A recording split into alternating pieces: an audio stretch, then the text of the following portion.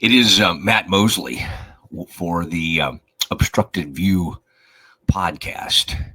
And appreciate my man, Zach, for staying up late with me from Rogue Media Network. And man, I'm hoping most of the country has gone to sleep. This Baylor game started tonight at 10 o'clock Central Time, 11 o'clock on the East Coast.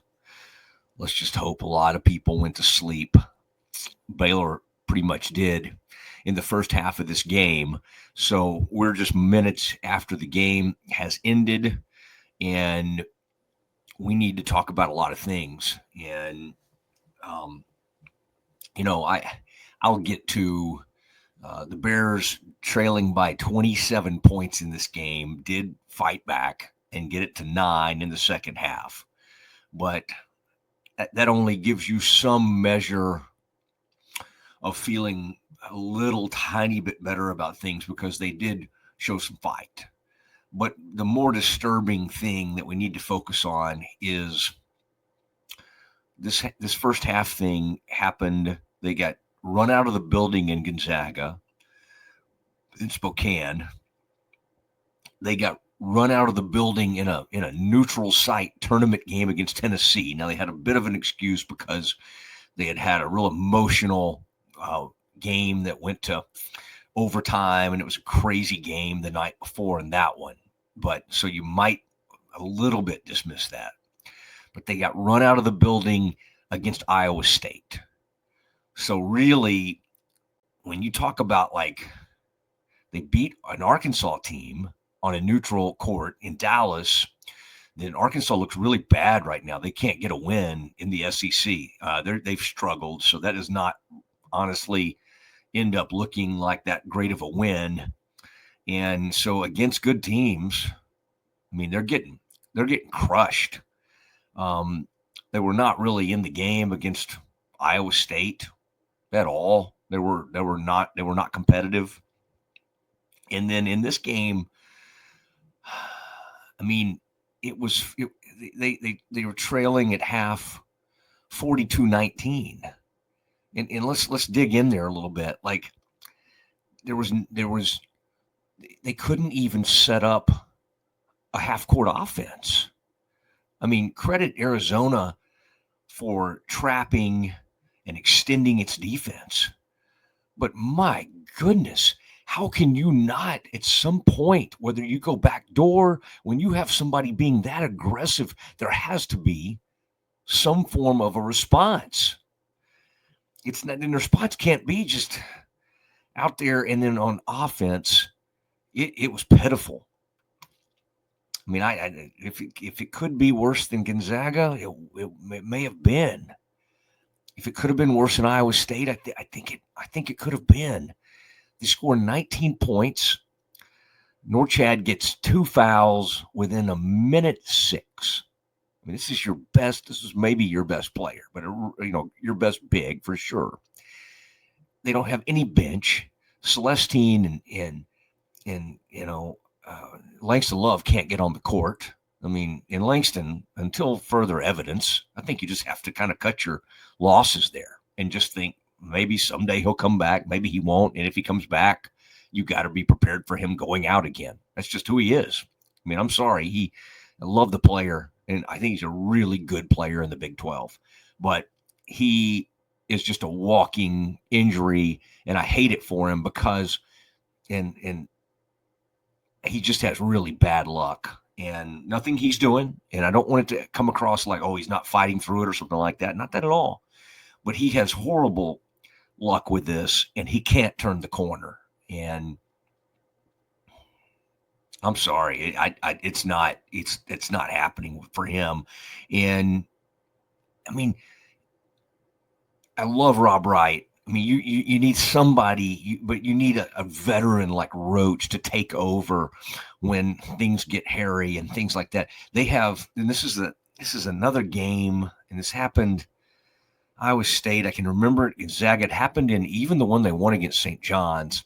They'll go a whole half, and VJ doesn't score, and they don't really know how to get him going. I mean, he tried to dunk in traffic. He was just trying to get his team going on that. He was contested threes. He seems to be an okay 3-point shooter when he's open, when he's in rhythm. When someone's in his face, I mean, that's not him. There are other people that might be able to make that. Right now, I think they thought they might be a pretty good shooting team. They're just not.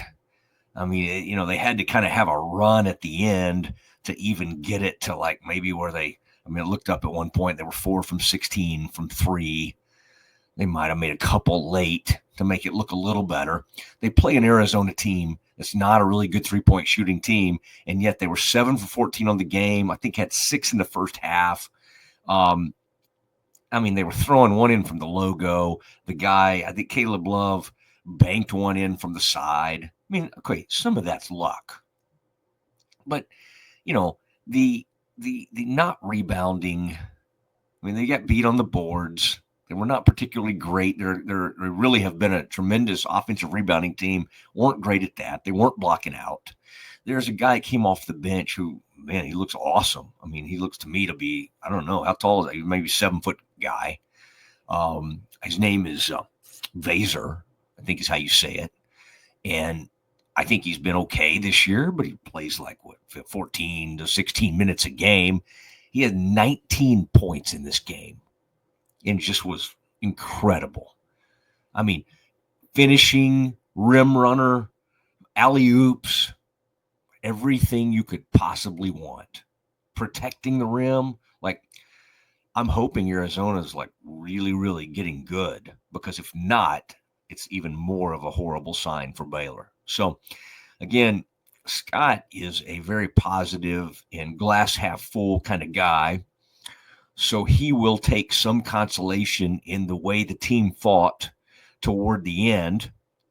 I guess I take some small measure of that. I found myself wanting to tweet something in the second half along the lines of that 8 minutes left, and they're down by 20 or 23 or whatever it is. And I just wanted to, my thought was, man, this performance is unbecoming of this great program. I mean, that's kind of what was going through my mind. And I mean, they went on a flourish and they started hitting some threes, and Jay Nunn finally hit some shots. And, they end up getting Ojanwina. I got to hand it to him. Even some of these horrible games, like the game they lost against Iowa State, he plays hard and he keeps going. I have, of all the people on this team, like I think I have the least issue with him, because you never worry about his motor. You never worry about, is he going to show up or not?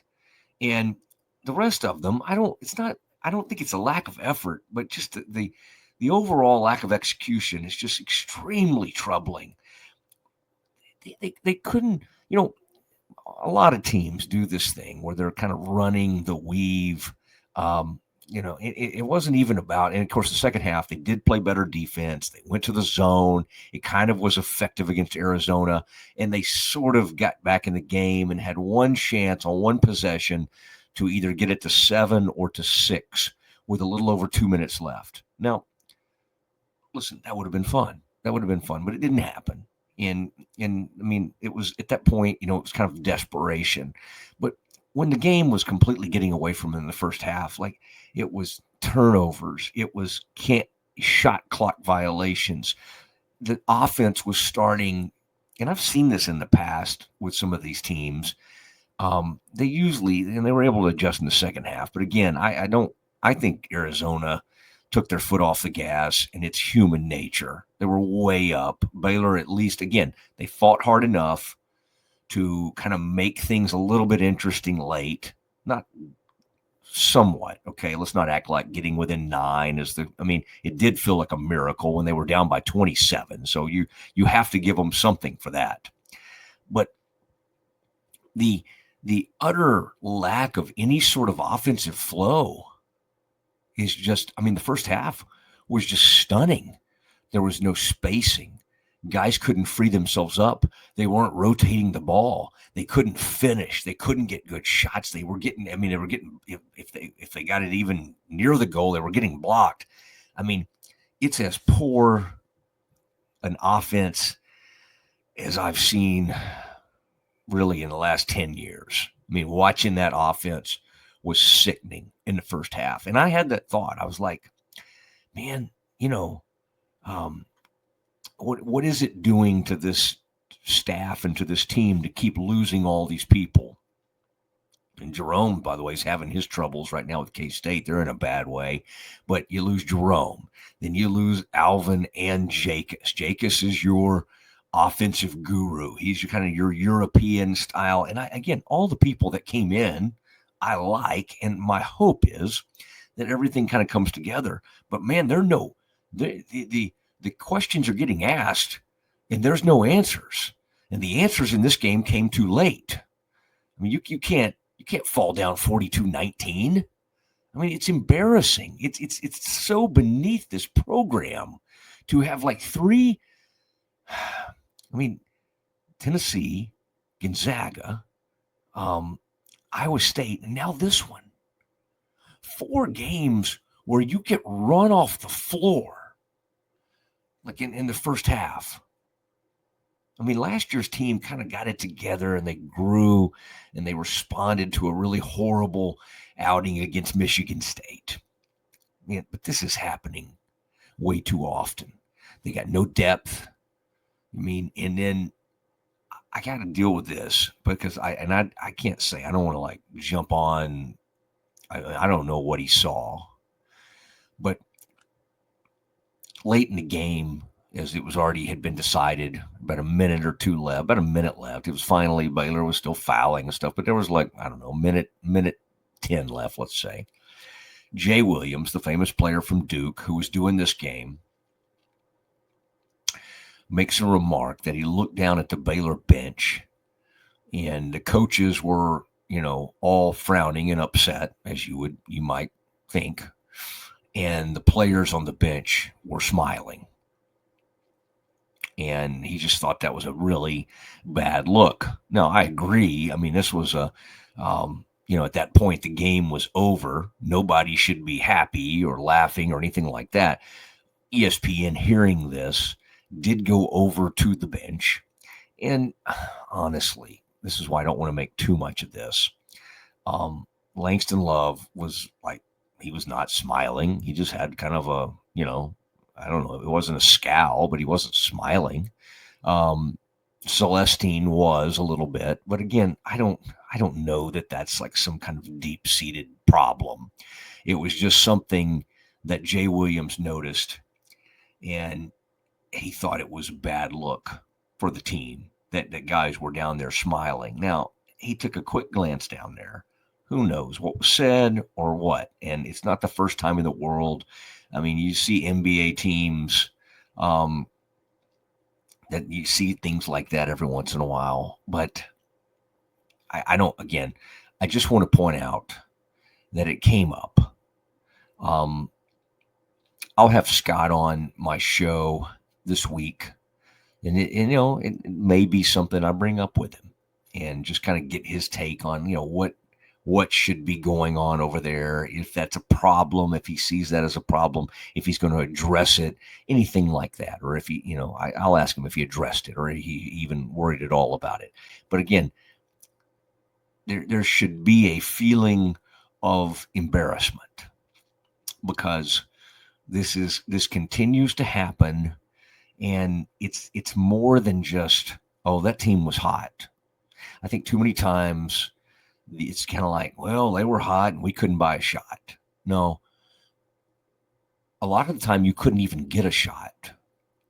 Again, the offense was being initiated 30 feet from the basket, 35 feet out. And they couldn't get into an offense. And so by the time you were ready to do anything, it was VJ or Rob or somebody or Roach dribbling and having to try to make some play where they dribbled past everybody. Okay, the depth is certainly an issue, but it's not. It's not the. It's not as. You can't, even with the depth issue, you can't let that happen. Let me look a little bit at at the final box. Again, I thought Ojanwina played hard, 8 points, 6 rebounds. He's tough. He really is. I don't know if I thought that last year, even in the past, but I like the way he brings it. Norchad just got in foul trouble in this game and just wasn't able to really do his normal thing. VJ came on in the second half, ends up with 7 rebounds, 14 points, and you see a glimpse. I mean, his athleticism is off the charts.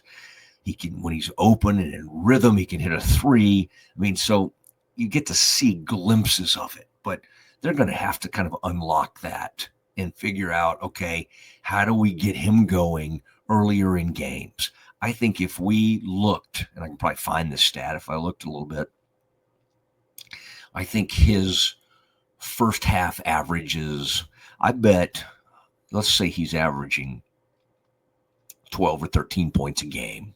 Okay, maybe it's like 12. Let's say it's 12. I bet 9 of it is in the second half of games. Okay, he's not understanding, and again, that has to be a coaching thing too. They have got to figure out a way to get him going. Now, again, Norchad had to check out quickly in this game. Asamoah, who may end up being a nice player, got exposed. He shoots a 3. He turns the ball over. You had people doing things they're really not capable of doing. He doesn't need to be dribbling. He doesn't need to be making. I mean, there was just, let's see how many. Let me see, because I bet they ended up, Bears end up with 13 turnovers. It felt like more than that. I would say the majority of those came in the first half. VJ had 5 of those turnovers. I mean, he was doing too much dribbling. He was making sloppy passes. It just, everything snowballed. Now, again, and I should say, I mean, Arizona, Caleb Love, their best player, had 8 points. He didn't go off. I mean, they literally had a guy, Vaser,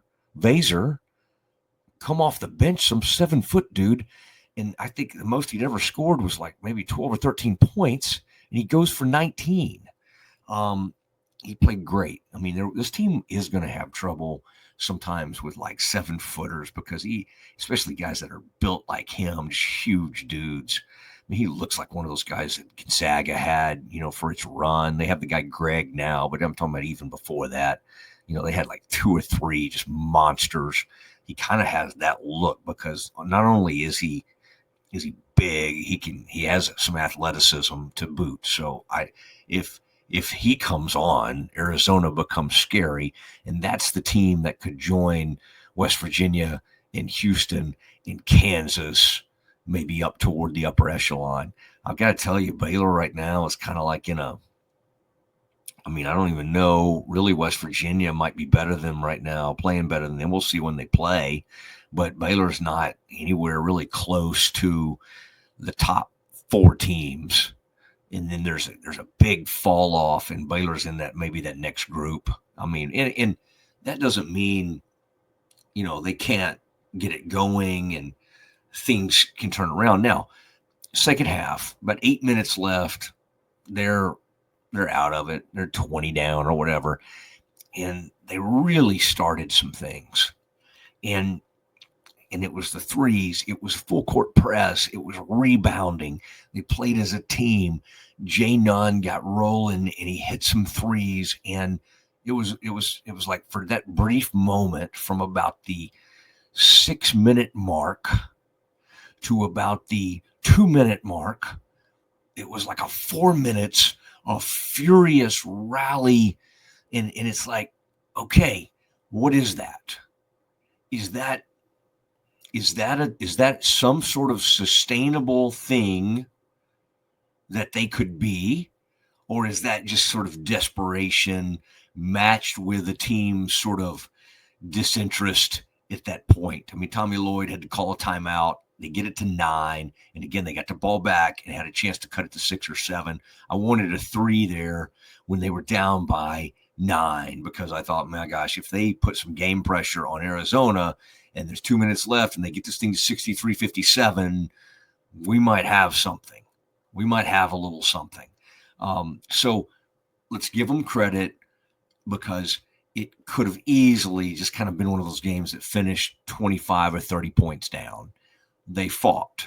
And I thought the bench was really supportive, and there was a lot of energy at that point from over there. So I don't want to make too much of it. I just thought I would bring up, because a lot of you probably went to bed, and I don't blame you. I mean, they were down 42-19, or maybe you didn't even start watching the game. I don't know. Some of you go to bed early. I don't even know what that means, because I'm a night owl. But they're going to have to come back Sunday against TCU, feel good, get a win at home, beat TCU,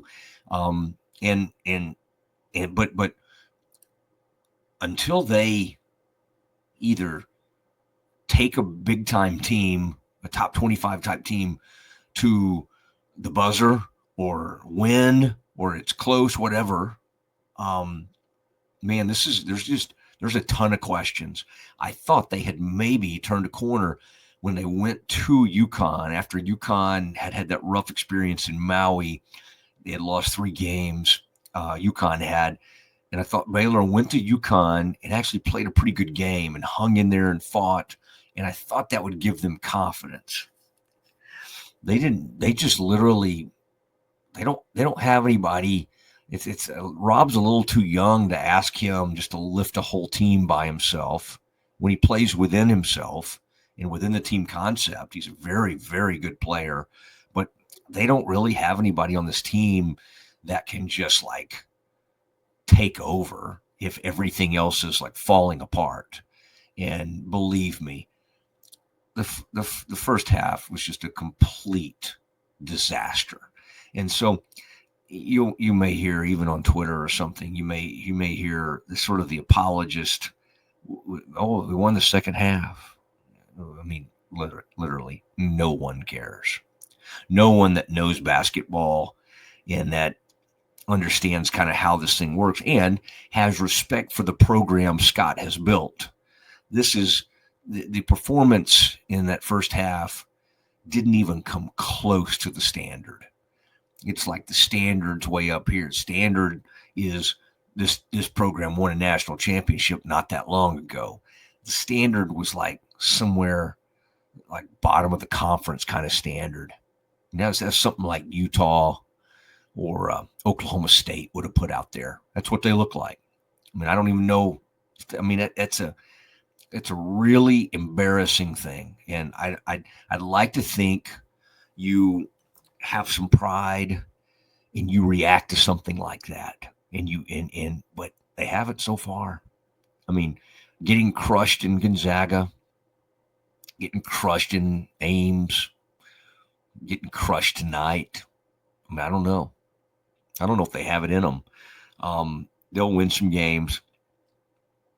They've got too much respect, and the coaching staff's too good for them not to go to the tournament. But I mean, they haven't gotten to Sweet 16 with some really good teams. With some really like last year, they had Misi, Walter. I mean, you had guys that were Bridges. I mean, they had some really, and you had a great point guard in Ray J.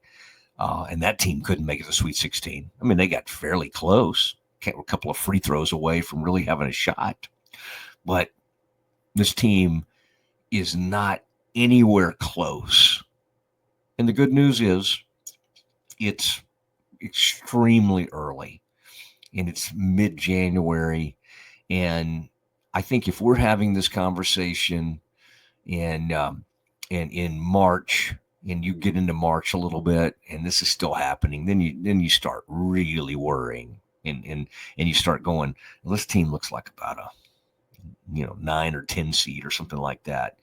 I think they'll rally, and so I think they'll at least probably end up like a 5 or 6 seed. But whoa, that team out there in that first half, I mean, that looked like a bubble team. It didn't even look like a bubble team. It really did look like Utah or UCF or somebody. I mean, bad. So anyway. That's not the most comforting thing you've ever heard. The good news is they played hard, second half, closed well, and I think you got to trust Scott to figure this out, and the staff. I mean, I still think he's figuring out the staff, who to listen to, who's going to step up, who's going to be the most demanding, who the staff is all figuring each other out. I mean, I like the staff. I still do. I still think it's a good staff, but whoa. I mean, this is bad. And I know the announcers tried to keep saying about the two players and all, but let's stop. I mean, again, until we see Langston, you can't act like he's, oh, they're missing Langston. They're missing Langston. Well, they hadn't.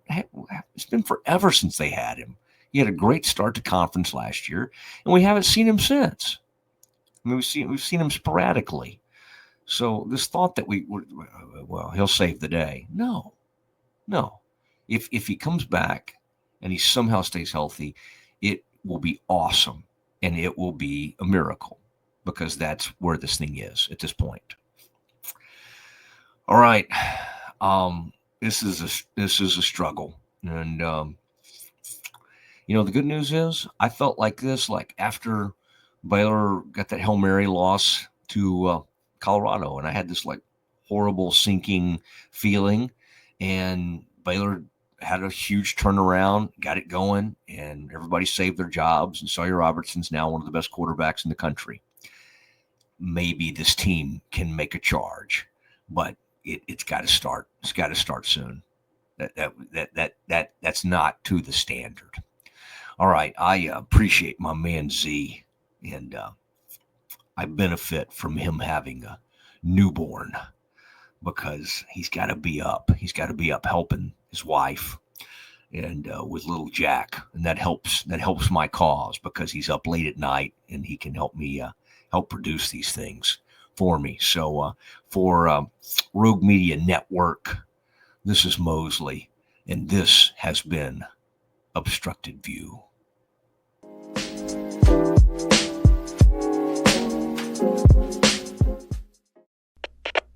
We are Rogue Media Sports.